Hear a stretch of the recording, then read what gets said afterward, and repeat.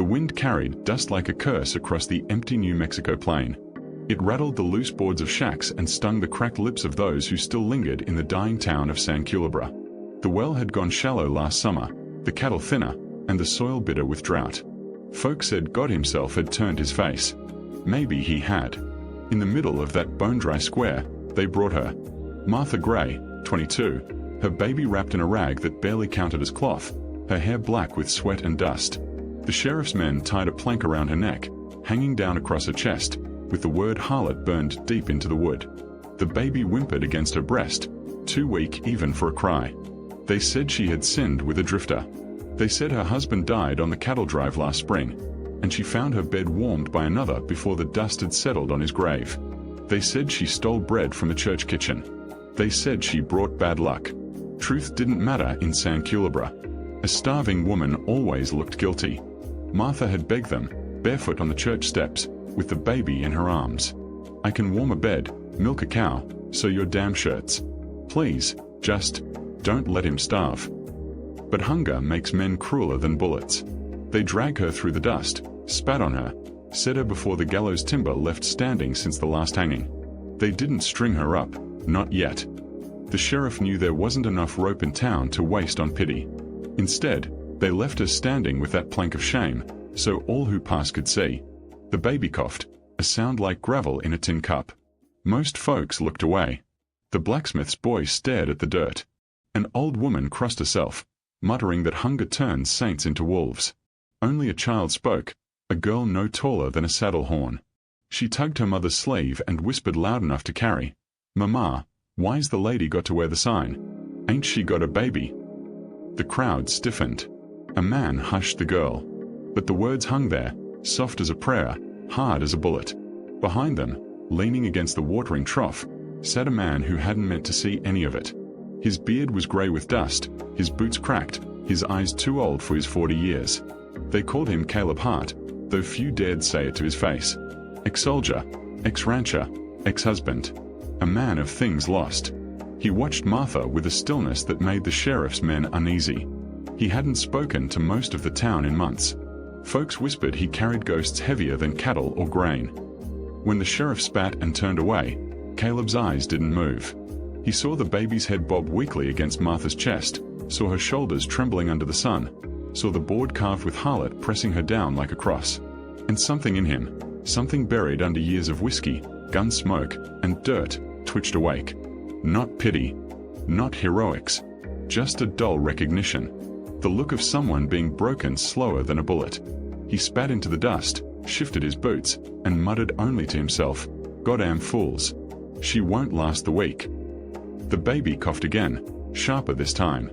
Martha bent her head, whispering a lullaby that cracked on her dry lips. The plank swayed heavy against her chest. The town went on around her, but Caleb Hart had already decided, against his own will, that he would not watch her die. Caleb Hart had trained himself to look away from suffering. Years of war, then years of failing to keep his ranch from the bankers, then years of drinking through nights that had no one waiting for him at dawn. All of it had taught him that survival often meant letting the world burn without lifting a hand. But something about the girl, not the mother, but the child's voice that had cut through the square, unsettled him. Her question was still hanging in the dry air. "Ain't she got a baby?" Caleb rolled the words on his tongue like a pebble. He'd buried a wife once, back before the war. Bled her out with her own newborn still in her arms. Neither of them made it past the morning. He told himself that memory had nothing to do with this starving woman and her gasping child. He told himself it was none of his business. Still, he kept watching. The sheriff's men had settled on their plan. No rope around Martha's neck, no trial, just the public shame. Let the sign do the killing slow. Hunger, heat, exhaustion. Folk would see her, remember the punishment, and the message would spread.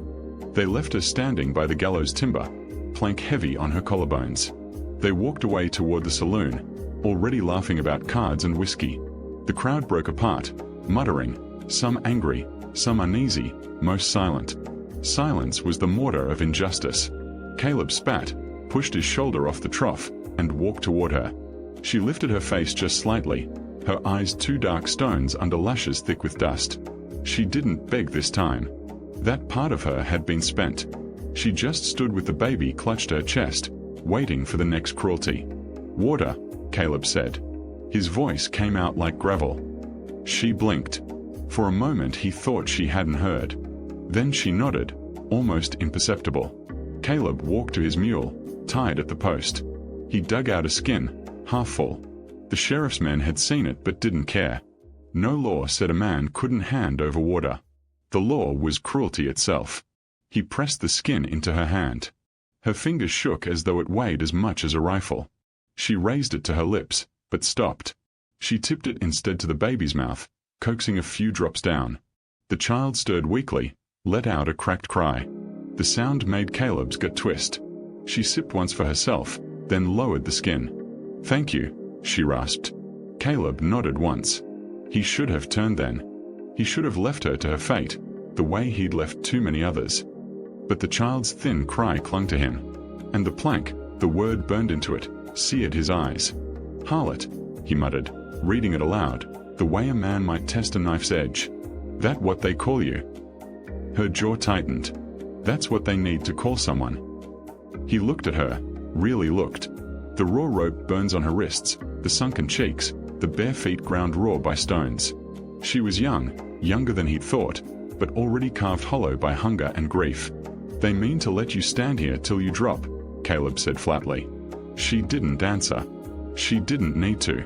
The crowd was gone now, only a few glances from windows, a few mutters behind doors. The square was hot and hollow. Caleb shifted his boots in the dust. Every bone in him screamed to walk away. He had nothing left to give, no place for another's burden. But he heard himself say, "You and the child, come nightfall, meet me by the river willows. Don't let the sheriff see you slip." Her eyes widened, suspicion, fear, hope all nodded together.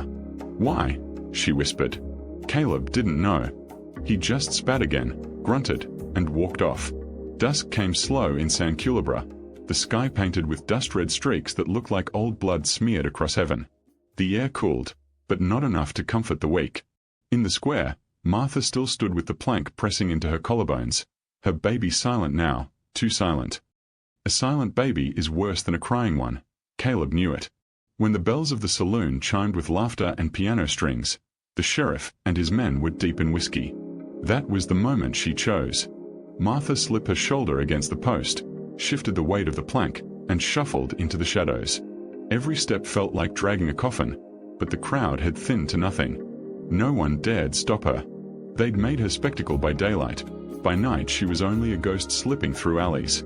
She cradled her baby close, whispering, "Hush, little bird, just hush a while more." The baby's breath rattled against her chest. By the river willows, she found him. Caleb Hart was already there, leaning on his mule, hat low, the glow of a cigarette ember painting his jaw in dull red. He didn't look at her right away. He just tossed the butt into the dirt, ground it under his heel, and said, "You made it." Her knees buckled, but she caught herself. "I almost didn't." Caleb untied a sack from the mule's back. Inside was a blanket, a crust of bread, a strip of jerky. Poor fare for saving lives, but it was what he had. He handed them without a word. Martha tore the bread with shaking hands, pressing crumbs against her baby's lips. The child's tongue moved, weak but willing. Relief washed across her face so deep it hurt to see. She raised her eyes to Caleb. "Why you helping me?" Caleb's jaw worked. He wanted to say nothing, wanted to walk away. But something in her gaze demanded a truth. "I seen too many die with no one standing," he muttered. "Don't sit right." Martha stuttered him, weighing the words, weighing the man. "You'll catch their rope for this." "Wouldn't be the first time," he said. His eyes drifted to the baby, then back to the river, refusing to explain more. The willows shifted in the night breeze. Crickets sang their sharp little dirges. The baby let out a thin, tired cry, the first sound with a spark of life in hours. Martha closed her eyes, tears running tracks through dust. But peace never lasted long on this land. Hoofbeats. Caleb stiffened, hand drifting to the old Colt at his belt. Through the thinning dark came two figures on horseback, sheriff's men, lantern swinging, dogs barking low. They must have noticed her absence from the square. Martha's breath caught. She clutched the child so tight the baby whined. Caleb turned to her, voice flat, low, down, behind the willows. Don't move, don't speak. She dropped into the shadow, pressing the baby against her chest. Caleb stepped forward into the open. The riders reined up. One lifted his lantern, casting harsh light across the riverbank. Well, I'll be damned, the first sneered. Caleb Hart. Didn't think you gave a spit about town business. Don't, Caleb said. Just the one word, but it carried weight. The second man laughed. She's ours. Sheriff said leave her till she rots. You hiding her, Hart. Caleb's hand brushed the Colt's grip. His eyes stayed steady. She's with me now. The words surprised even him. But once they were out, they couldn't be taken back. The first man spat. Ain't your say. We'll drag her back, plank and all. Caleb drew, slow but certain. The Colt caught the lantern light, steel cold and bright. Take one more step, he said, and I put you in the river. The riders hesitated. One hand went to a rifle. The mule shifted nervously. Martha's breath hitched in the dark. The night teetered, balanced on a hair. The night held its breath. Two riders with their lanterns swaying. Caleb Hart standing in the river dust, his Colt steady in hand. Behind the willows, Martha clutched her child so hard the baby whimpered, muffled against her chest.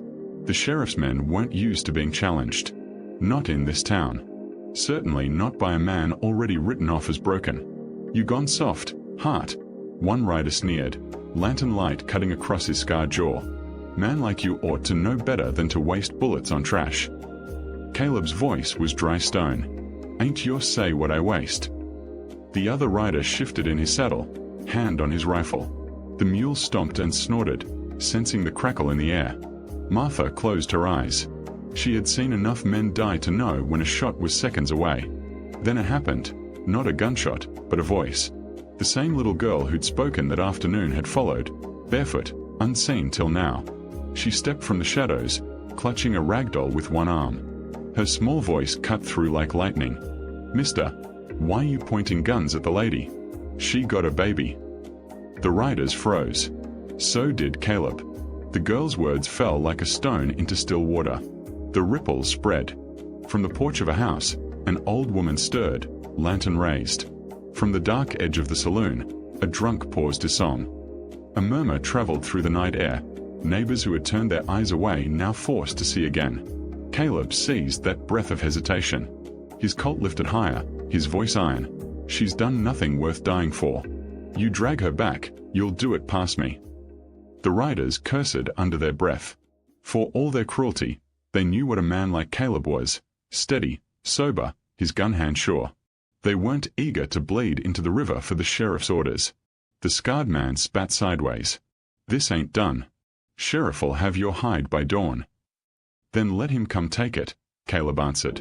With that, the riders wheeled their horses, spurs clinking, dogs trotting after them. The lantern swung once, twice, then vanished into town. Silence again, heavier, but changed. Martha stumbled from the willows, baby clutched to her chest. Her face was pale with exhaustion, but her eyes burned. She stared at Caleb as though he had hauled her from the grave. You just made yourself a marked man, she whispered. Caleb holstered the Colt. His hands trembled only after it was done. Ain't the first time. The little girl lingered, doll hanging limp, her eyes wide as the moon. Martha bent her head. Go on home, child. Your mama's waiting. The girl nodded, but before she left, she walked up to Martha. With a kind of shy boldness only a child carries, she touched the heavy plank hanging on Martha's chest. Don't wear their word no more, she said. Then she was gone into the dark, bare feet pattering like raindrops. Martha's throat closed. She looked down at the plank. Harlot burned deep into it, letters black as the gallows.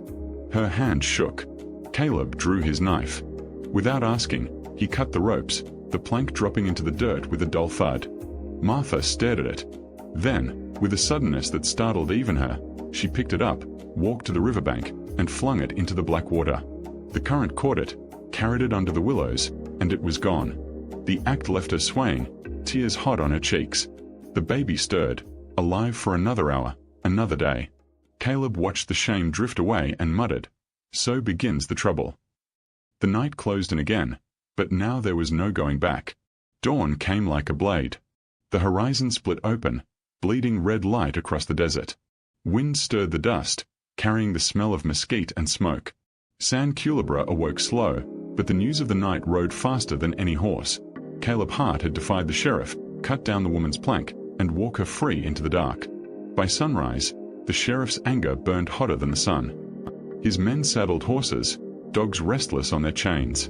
Folks whispered that Hart had lost his mind, or maybe found it again. Either way, the chase was certain. Out beyond the last fences, Caleb pushed his mule steady along the dry road. Martha walked beside him, barefoot, carrying her baby wrapped tight in the blanket he'd given. The child's skin was fever-hot, his breath rasping like wind through reeds. Every few steps, Martha bent her head, whispering a prayer, rocking him though she herself swayed like a stalk in drought. "You can ride," Caleb said, his voice flat, eyes never leaving the road. "I'll walk," Martha answered, though her legs shook. He looked at her once, then back to the horizon. "Suit yourself. But ground's hard and sharp. Mule don't mind the weight." She hesitated, pride and fear twisting. Then the baby stirred with a weak cry, and pride broke. She climbed onto the mule with Caleb's hand bracing her elbow. Her body was so light it startled him, lighter than memory, lighter than grief. They moved into the barren stretch beyond the river, where the land rolled empty but for sage and shadow. Every sound behind them set Martha's heart racing, the snap of brush, the echo of hoof she feared might come. "You ain't asking where I'm taking you," Caleb muttered. "Don't care, so long as it ain't back." His lips twitched into the ghost of something that wasn't quite a smile. "Fair enough." The mule trudged on. The sun climbed. Sweat stung the rope burns on Martha's wrists, dried white on Caleb's beard. The baby whimpered in shallow breaths, and each sound seemed to claw at the air. At midday, they reached a patch of cottonwoods where a thin creek still trickled. Caleb stopped, helped her down. He knelt to fill the water skin. Martha dipped her rag into the stream, cooling the child's head. For a moment, the fever eased. She looked at Caleb then, eyes hollow but sharp. "Why you really doing this?" He poured water slow over his cracked hands, rubbed dust from his face.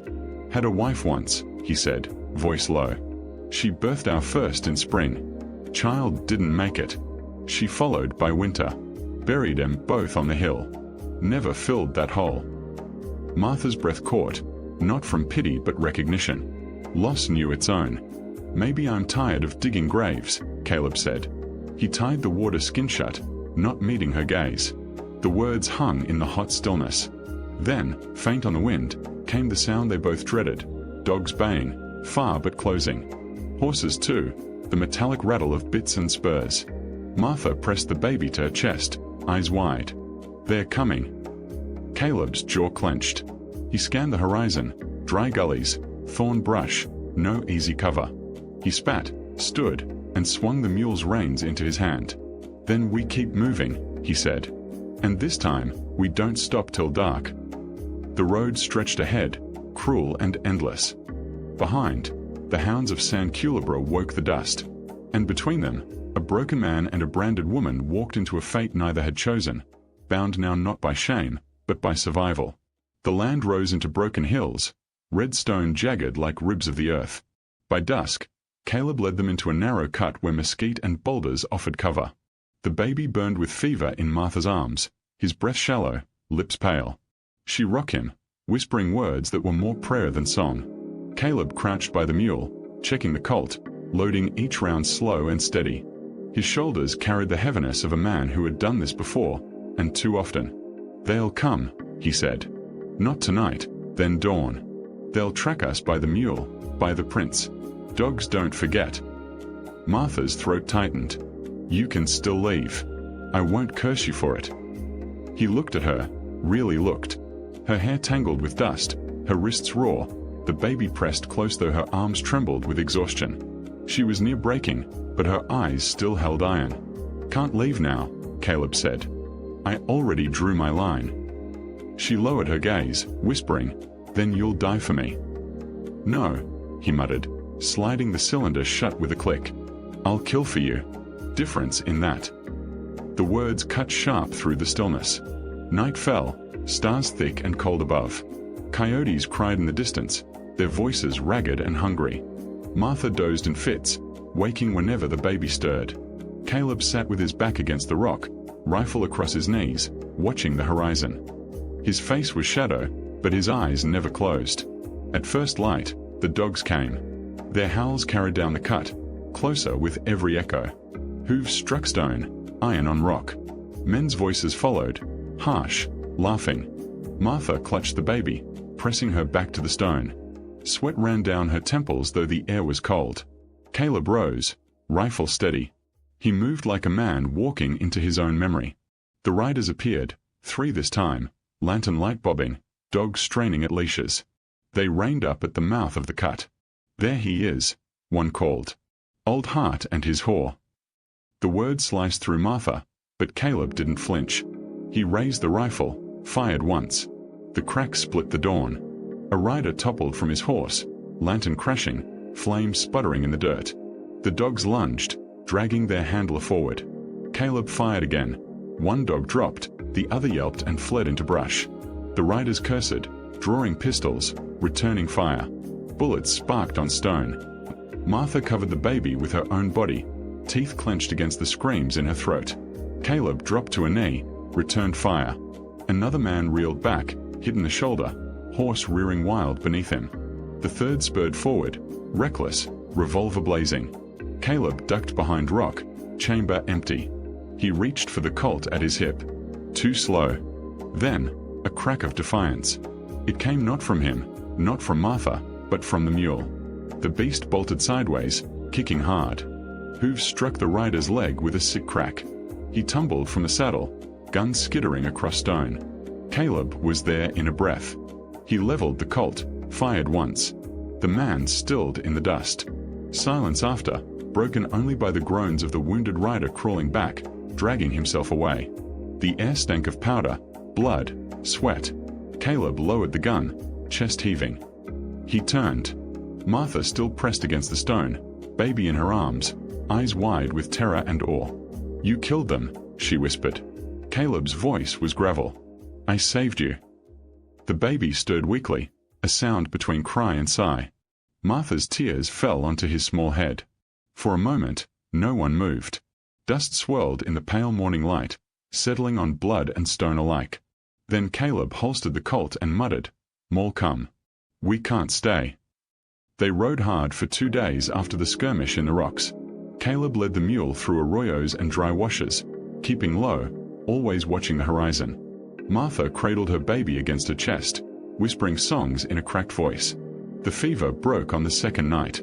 The child sweated, whimpered, and then, mercifully, his breath came easier. Martha held him like a miracle, pressing her lips to his damp hair. Caleb turned his face away, but the sound of that weak but steady cry carved into him deeper than any bullet ever had. By the 3rd day, San Culebra's reach had grown thin. They found an abandoned homestead, walls leaning, roof patched with tin, a garden plot overrun with weeds. No sign of its owners but weathered boards and rusted tools. "This'll do," Caleb said, scanning the empty land. "For now."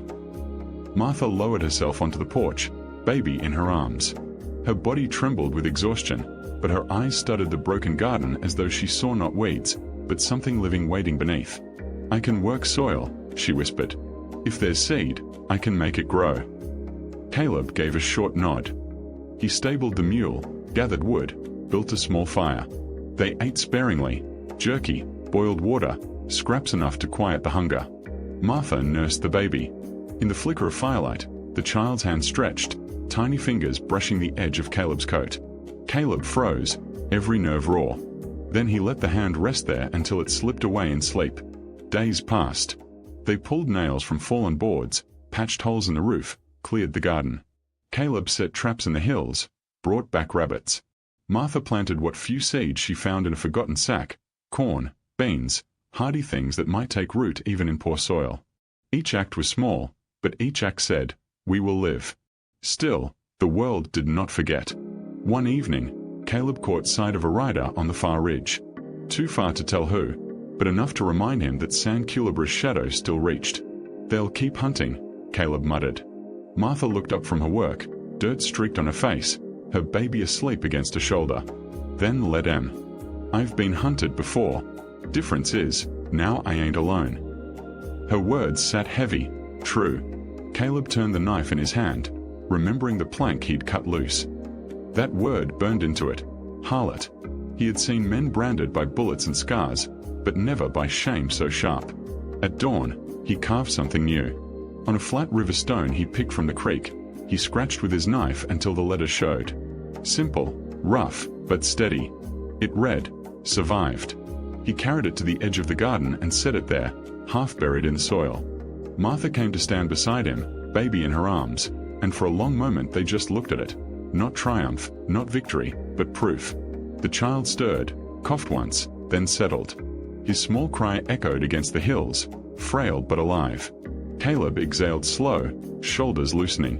"World'll still call you names," he said quietly, eyes on Martha. "But stone don't lie. You lived." Martha reached down, touched the scarred skin at her wrists, then touched the stone. Her lips trembled, but her voice was steady. "Living's enough." The wind moved through the dry weeds, carrying the sound away. Night fell soft, not with peace, but with endurance. Around that fire, with baby's breath rising steady, with stone set in soil, a folk tale began, whispered first in San Culebra, then carried across plains and rivers. Not of saints, nor heroes. Just of a starving mother who begged for her child, and a broken man who answered against his will. And the tale ended as all true ones do, not with triumph, but with a quiet survival.